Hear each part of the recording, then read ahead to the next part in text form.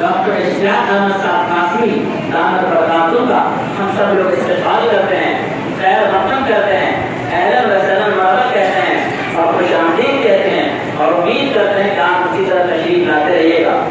یہ وہ ادارہ ہے جامعہ دارالعلوم، اس نے دارالعلوم دیوبند سے بے انتہا محبت کی ہے، دارالعلوم سے عشق کیا ہے۔